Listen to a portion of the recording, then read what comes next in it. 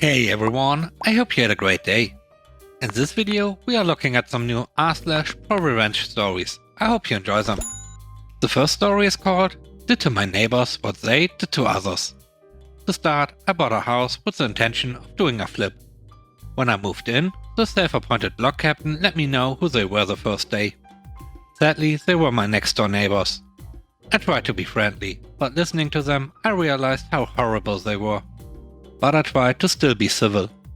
My significant other kept saying, just wait for it to be our turn.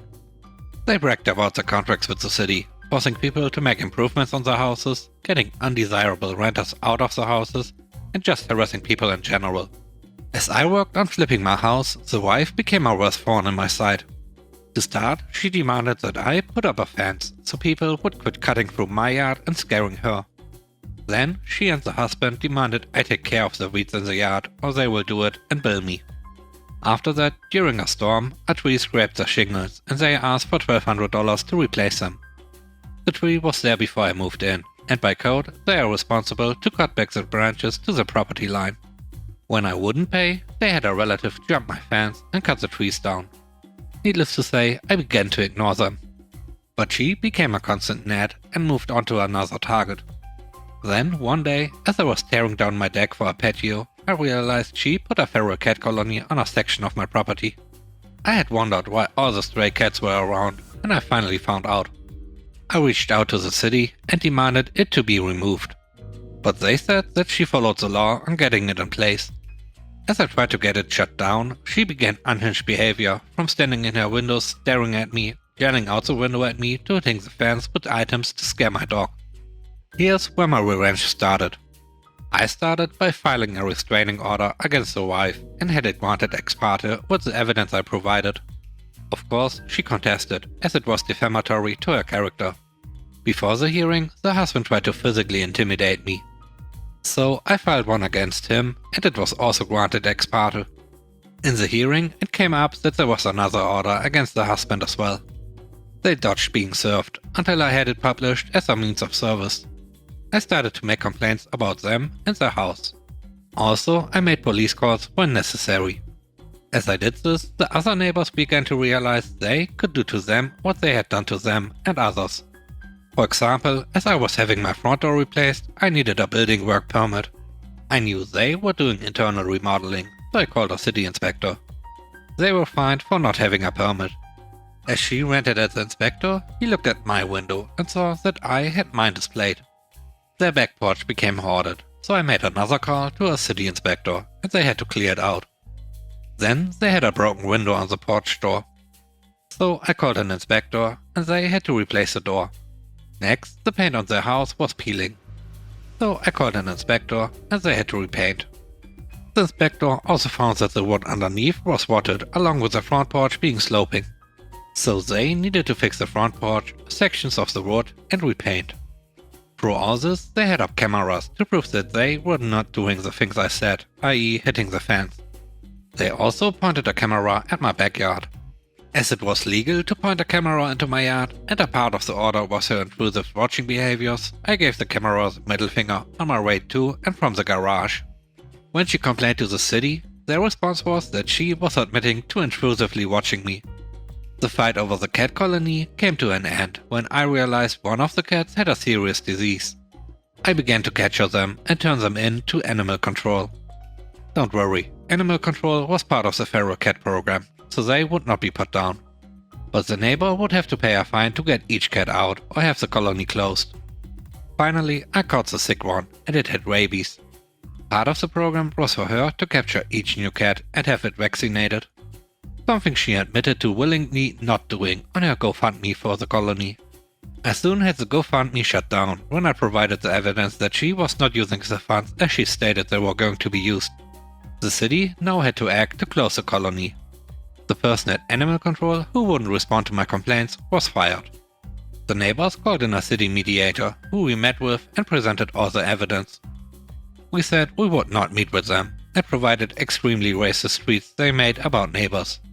The city cut ties with them as community leaders. With their power to bully gone, and having spent what I can only imagine in fines and repairs like they did to numerous other neighbors, they had to sell their house and move out. They knew I was wrapping up my flip and would be out in less than a year. Without being able to bully their neighbors with people having their back, they seemed to have no further reasons to stay. Needless to say, I did several more things to wear them down. Finally, when I listed my house, it was sold, while theirs was still on the market. As a final screw you to them, I reported to the county that they had both the new and old house listed as their homestead, meaning they were paying less in property taxes. So they got hit with more fines on my way out. The next story is called Fired the Wrong Guy. I worked at a retail chain that sold pet supplies and products. When I started working there, it was great. It was family owned and everyone I worked with was fantastic. The owners eventually wanted to retire and sold the small chain to an investment group. Once the investment group took over, almost all but a few employees were let go, forced out, or just quit. I hung on for a little while longer before I got promoted at my other job. The new company brings in a new manager to my store. My store was the top performing store in the entire chain, bringing in about $10,000 to $12,000 a day on average. It was always more on weekends, and especially around the holidays. The new manager is a Mr. Company man. The company told him they only want employees around for 2 to 3 years. Myself and 2 others had been there for over 10 years. So naturally he began ruffling feathers and giving us all a hard time. Unfortunately, he decided on me first. He found out that I was working 2 jobs. The 2 jobs are not in related fields, so there was no chance of any conflicts of interest on my end. However, my second job requires me to work nights and weekends. When he found this out, he demanded that I work nights and weekends there, so it was fair for everyone. I didn't work nights and weekends there because I was the store's only OSHA certified forklift operator. And deliveries didn't come at night, they came weekday mornings, every day. Mr. Company Man didn't want me to hear that and told me I either had to work nights and weekends or that day would be my last day. I told him, don't threaten me with a good time, I suppose today is my last day then. I was pretty mad about that. But it's not a big deal now. It ended up being the greatest thing that ever happened to me. I went home early, didn't finish my shift, because screw them. But when I got home, I decided to call my local OSHA inspector and report them for not having a certified operator on staff, as well as numerous other hazards. Needless to say, they lost close to 3 weeks' profit from all the violations the inspector found. I was surprised they even showed up. In my state, the inspector will call you back after an inspection and tell you if your claims were founded or not. Mine was. And Mr. Company Man got chewed out so bad that he ended up quitting. The last story is called Don't Want to Pay?